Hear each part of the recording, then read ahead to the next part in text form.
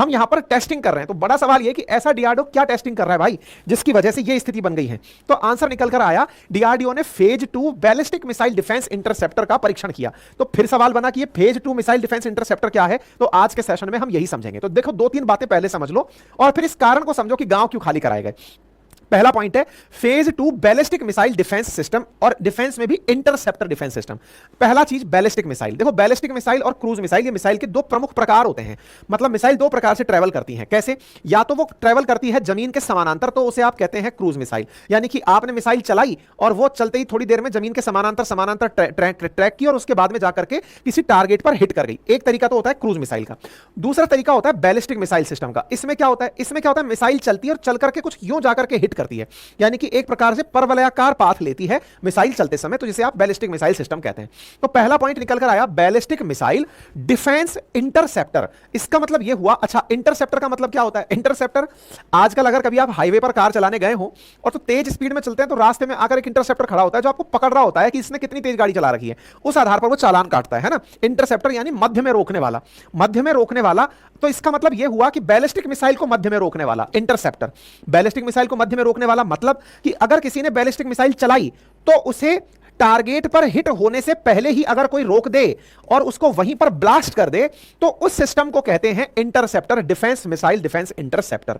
तो सर ऐसा तो बहुत सारे सिस्टम करते हैं दुनिया में, बिल्कुल करते हैं। हमने जो रशिया से S-400 लिया हुआ है वो बैलिस्टिक मिसाइल डिफेंस इंटरसेप्टर ही तो है।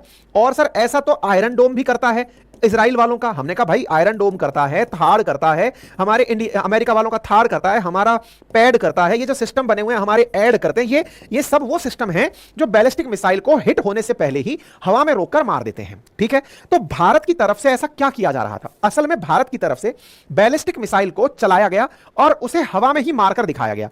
हवा में मारकर दिखाने के लिए जो ये परीक्षण हुआ, ये परीक्षण सफल हुआ और इसका नाम था फेज 2 बैलिस्टिक मिसाइल। इसका मतलब अभी इसका नामकरण नहीं हुआ है, नामकरण तो जब ये पूरी तरह टेस्टिंग के बाद निकल कर आ जाएगा तब कोई नाम दे देंगे। फिलहाल के लिए इसे phase 2 ballistic missile defence interceptor कहा गया है। ठीक है, तो ये सक्सेसफुली हो गया है। तो इसका मतलब ये हुआ कि हमारे डीआरडीओ ने successfully phase 2 ballistic missile defence system का परीक्षण कर लिया है। ये जो खबर बनी ये उस खबर के बाद बनी। किस खबर के? जब बालासोर से गांव खाली कराए गए। लेकिन फिर सवाल बना, ऐसा गांव खाली कराने की नौबत कैसे आई?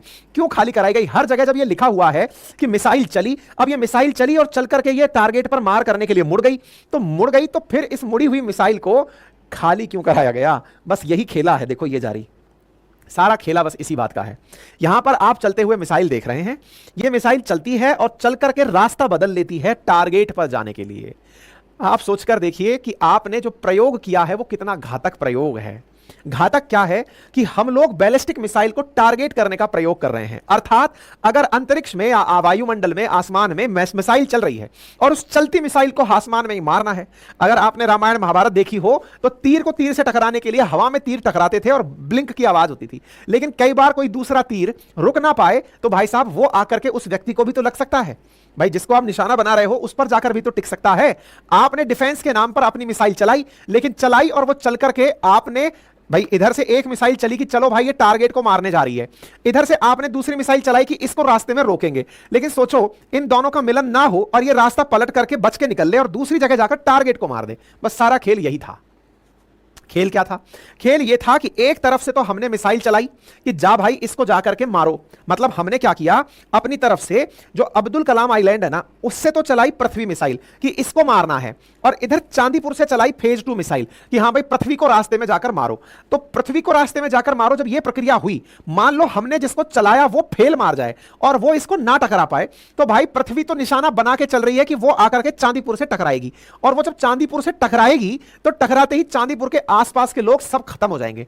प्रिकॉशनरी लेवल पर चांदीपुर के आसपास के 3.5 किलोमीटर के एरिया को खाली करा दिया गया कि साहब हट जाओ, अगर गलती से मिसाइल मिस फायर हो गई तो कहां जाएंगे। अब इसको लोकेशन पर, मैप पर भी समझने का प्रयास करते हैं। भारत ने इस विषय पर मतलब रक्षा मंत्री की तरफ से बधाइयां आ गई हैं, हमने ये काम करके दिखा दिया है और इस काम के लिए लोगों को प्रॉपर तरीके से शिफ्ट किया गया था। अब एक बार मैप पर आइए, इस बात को समझने का प्रयास करते हैं। इधर देखो, ये बालासर दिखाई दे रहा है, उड़ीसा के अंदर है, और उड़ीसा में जब आप बालासर को देखते हैं तो बस यहीं से सारी लोकेशन आपके समझ में आएंगी। देखो बालासर कुछ इस प्रकार से एक बाइट जैसी संरचना रखता है ना, पानी के अंदर एक बाइट बनी हुई है, बाइट है ना, बे बाइट अगर सुना हुआ है, हमने कई बार आप लोगों को बताया है पानी के अंदर। तो ये जो स्थिति बनी हुई है बालासोर में, यहां पर चांदीपुर तो ये जगह रही, और अब्दुल कलाम आइलैंड यहां पर है, और इस अब्दुल कलाम आइलैंड और चांदीपुर के बीच में मिसाइल चलाई जा रही है। मान लो यहां से चलाई गई पृथ्वी, और पृथ्वी से कहा गया कि चांदीपुर पे जाके फायर करो, बोले चल दिया साहब फायर करने में। तो अब इधर से चलाया गया चांदीपुर से डिफेंस सिस्टम कि चलो भाई बचो और बच करके रोको इसको। ये चला रोकने के लिए, ये दोनों एक दूसरे से टकराकर रोक लिए। गलती से बेचारा ये ना चल पाता, क्योंकि तो हम ट्रायल ही कर रहे हैं, तो सोचो ना ये जाकर के इसको तहस नहस कर देता, और तहस नहस कर देता तो ये पूरा आसपास का सिस्टम जो है ना वो खत्म हो जाता। ठीक है, अब आप इसको मैप पर भी देख लो, ये बालासोर रहा, बालासोर के किनारे यहां पर चांदीपुर रहा, चांदीपुर के बाद में ये रहा अब्दुल कलाम आइलैंड, यहां से इसको टारगेट किया गया था। मैप पर अगर आप लोकेशन समझ गए तो अब समझ में आ जाएगा आसपास का एरिया क्यों खाली कराया गया। कोई सी भी मिसाइल जो है ना अगर वो गड़बड़ कर जाए तो चीजें फट सकती थी और आसपास के लोग मर सकते थे, इसलिए इसको खाली कराया गया। ठीक है साहब, तो उम्मीद है कि अब आपको यह समझ में आ जाएगा हमने क्या परीक्षण किया है। तो हवा में उड़ा उड़ा के मारा है, एक को चलाया और दूसरे से टक्कर देकर के मार दिया। क्या करेगी ये मिसाइल? तो हमारा प्रयास ये है कि हवा में उड़ती हुई बैलिस्टिक मिसाइल्स को रोका जाए, पृथ्वी मिसाइल को चलाया गया। अब आपके दिमाग में एक बहुत ही लॉजिकल सा सवाल आना चाहिए, जब मैं खुद तैयार कर रहा था तब भी मेरे दिमाग में आया था कि यार फिर इतना रिस्क क्यों लिया, जनता को यहां से भगाने का रिस्क क्यों लिया?